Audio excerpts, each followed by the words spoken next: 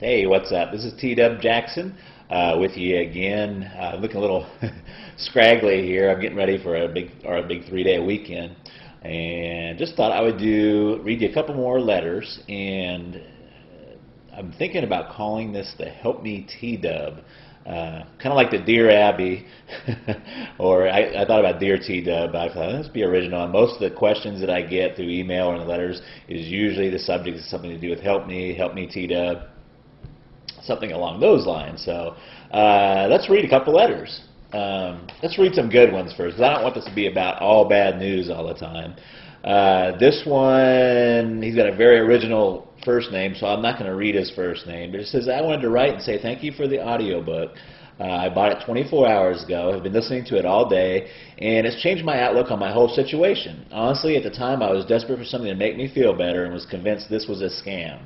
I can tell you I have not even read the book because the audio material is fantastic. Each time I start to get down about things, I listen to one of the chapters, and I feel like I can move on with my life. That's a great letter. He's talking about the audio book. It's an add-on. You get the textbook, and if you want the audio book, you can get that as well. But that's what he's listening to. Let's do another one here right quick.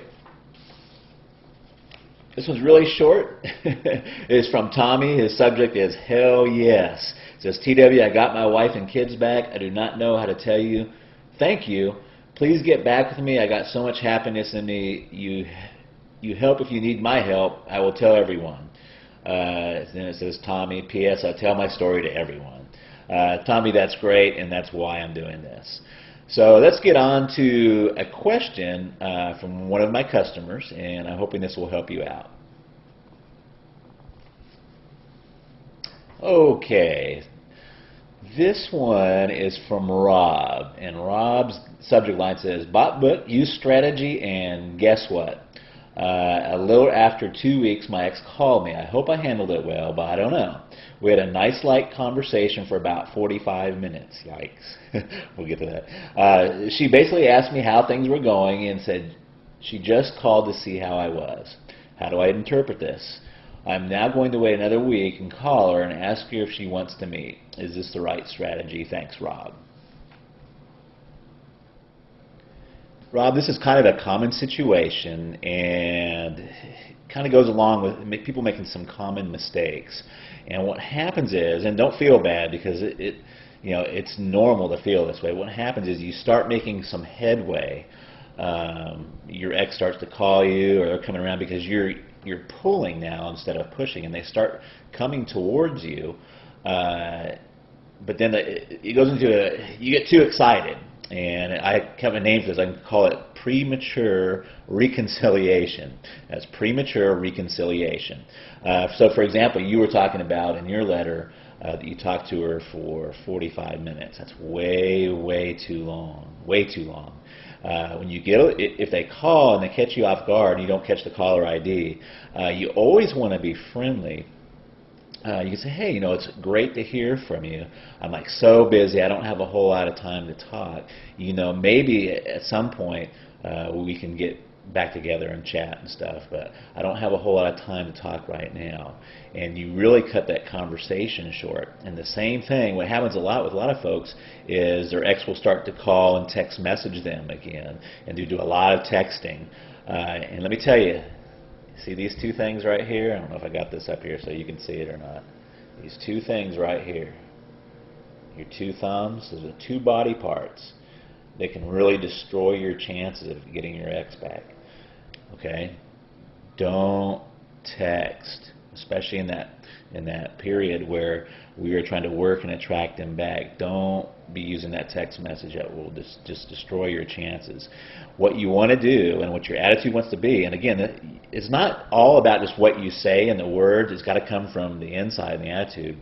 But you want to be at a point where you're saying, hey, I'm taking some time for myself. I agree with the breakup, and let's just get some space. And I love hearing from you. It's great to hear from you, but let's take some time, and then we can talk. Okay? Does that make sense? Let me give you another example. Okay, here's a perfect example of what I'm calling the premature reconciliation.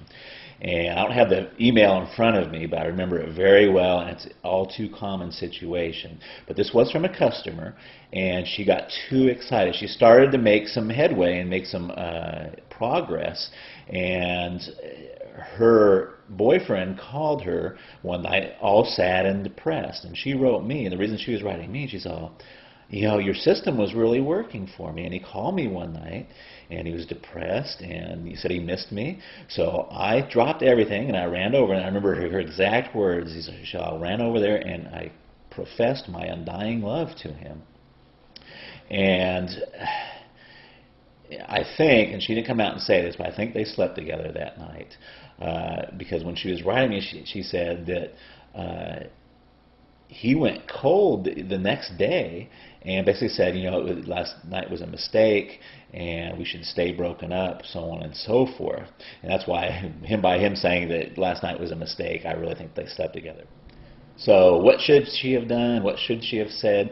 It would have went a lot better if she would have just said, hey, you know, it's so great to hear from you, and gosh, I'm sorry you're going through such a tough time. But you know, at this point, I'm just not ready to, you know, see you or do anything like that. But hey, why don't you give me a call in a week or two, and maybe we can get together and go have some coffee or something. You see, that would have been way more powerful. That would have been way more pulling. And he would have thought about her for a week or two, and you know, she would have been in his thoughts and mind, rather than her going back over there and, you know, professing her undying love, which is just not going to work. And she was a little upset with me because, you know, she said your system started to work, but then it just went all, you know, haywire. Well, and I just told her, he said, darling, where in the system does it say to run over there and profess your undying love? It really doesn't say that anywhere in the system. And she knew I was right, and we emailed back and forth. And I think that we did get her straightened around there. But you want to really be careful that you don't get too excited. You know, in the system, there are very powerful techniques and methods for them to get them to call you and to start pursuing you. But you have to be careful of the premature reconciliation. So, you know, don't talk to them for 45 minutes on the phone. Don't let these two body parts ruin your chances there. Be cool, be aloof, let them chase you a little bit. You know, always be a little bit hesitant. You know, if they call you up, you know that 2 weeks that goes by, if he calls her up and says, hey, you know, you said to call you up in a couple of weeks, let's go have coffee. Always be a little unsure. Maybe, yeah, that kind of sounds good. When would you like to do it? You know, don't just be rushing in there. Women are better at this than men are. But, you know, don't get too excited. Don't fall victim to premature reconciliation. If you don't have a copy of Magic of Making Up, I would just like to very gently nudge you to click the link underneath there, and you know, it really does work. It's not a scam, and I am very involved in trying to help folks get their exes back, save families, and save relationships. Great talking to you, and stay tuned for the next edition of Help Me T-Dub. Thanks.